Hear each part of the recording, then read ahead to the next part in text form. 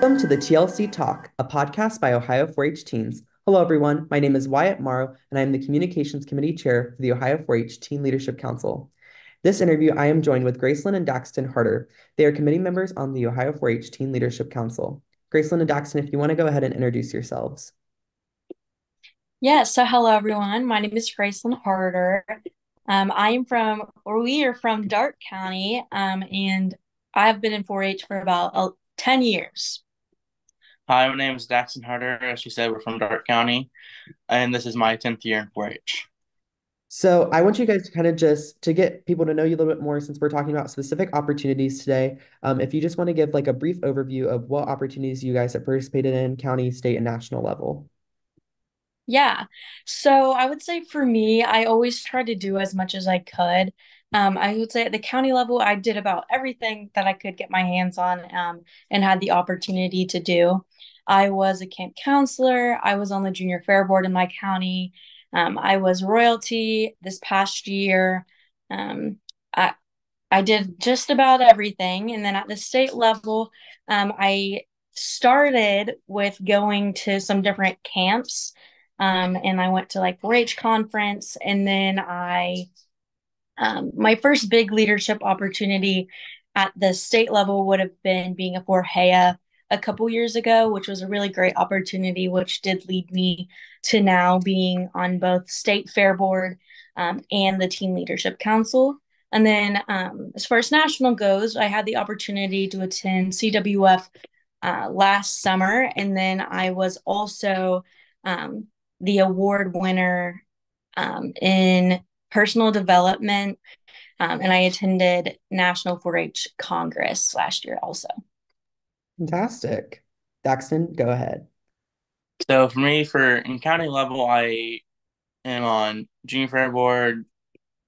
I'm camp counselor, been fair royalty on a whole bunch of community and 4-H committees on county level. State level, done. I'm on TLC. I've done Health Heroes. Been to a whole bunch of state 4-H camps and events. And national level, I've been to CWF, and this year I won personal development. I'm going to Atlanta. That's great. It's so amazing to see that you guys are super involved, all throughout the county, state, and national opportunities. So specifically, we're going to talk today about Graceland, you with State JFB, and Daxton, you with Health Heroes. So to get started, Graceland, I'm going to ask you first, what does the application process look like to serve on State Junior Fair Board? Yeah. So you will turn in an application with, I believe, two references. And then we have members who get chosen to have an interview with their respective organizations that they're a part of.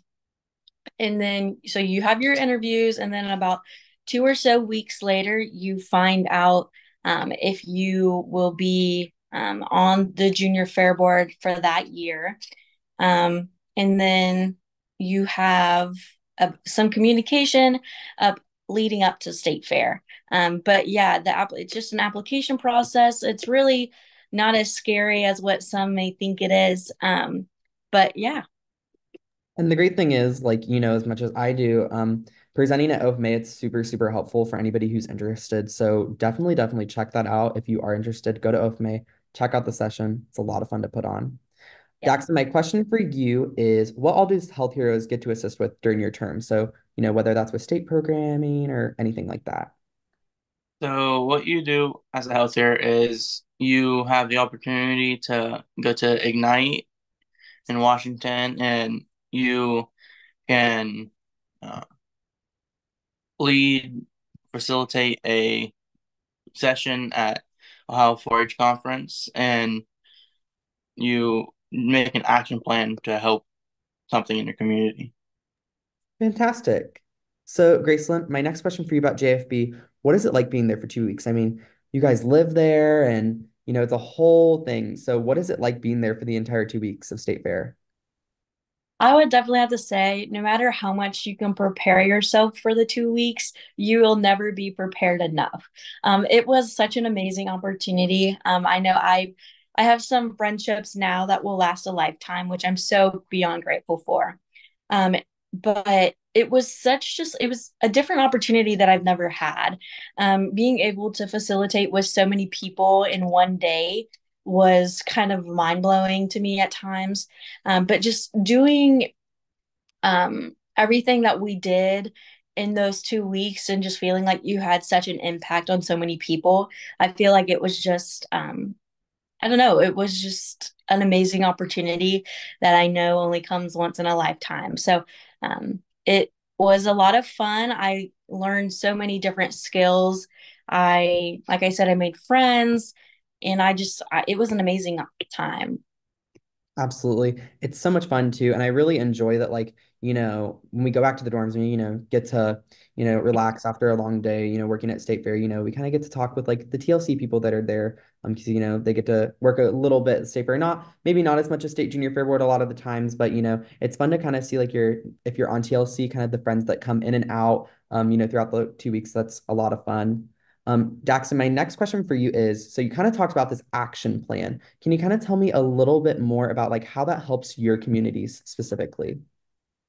So what you do is uh you you find a problem in your community that you think that you can find a way to fix it, and you have a helper, and they help you find like the best way to fix it, and talk to people higher up in the county government and stuff like that. So, you guys, I've heard, have done like a project within your club. Do you want to kind of talk about that a little bit?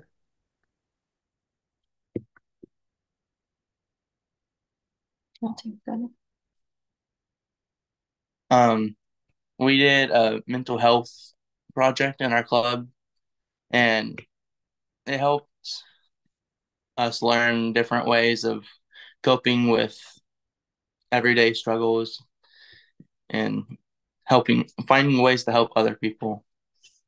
Absolutely. And those are such necessary skills. You're able to help so many people when you get to learn, basic mental health training and how to handle, certain situations, with yourself and even how to help other people. So those are really great vital skills. I'm glad you guys got to do that, within your club, within your community. Graceland, my last opportunity question, related is what other commitments are there outside of State Fair? It is a 2-year term, so, you have to come back. What does that look like, when you become a second year member, that whole year of, waiting before State Fair? So yeah, as you said, it is a 2 year commitment, but although it is a 2 year commitment, your biggest commitments really is just that 2 weeks of state fair. There's not much outside of it. For second year members, if you are an officer, you might have a little bit more to do, but it's nothing that nobody can't handle. I know that sometimes there might be a little bit of communication throughout the year. And then if you're interested, you have the opportunity to help facilitate a session at OFMA, as you mentioned also. So with that kind of, what are like the main responsibilities of like the 4 officers kind of throughout that year? Yeah, so there's quite a few different responsibilities. They just kind of are divided among the 4 officers. So you do a lot of planning for the next year.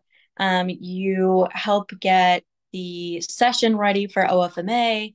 Um, you help plan um, the couple of days before the state fair begins. So I know we'll have to do a tour. We'll have to help design a tour once we get to state fair because, as we all know, state fair will look a little different this year for a lot of us. But yeah.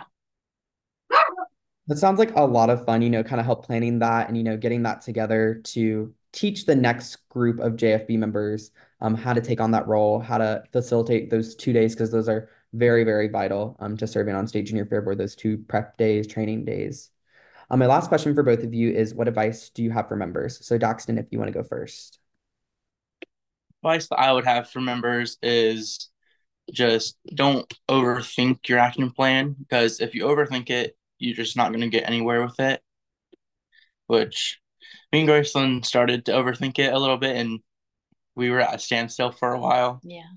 And then we started to simplify it, and we work through it. Gracelyn, if you want to go ahead with your piece of advice.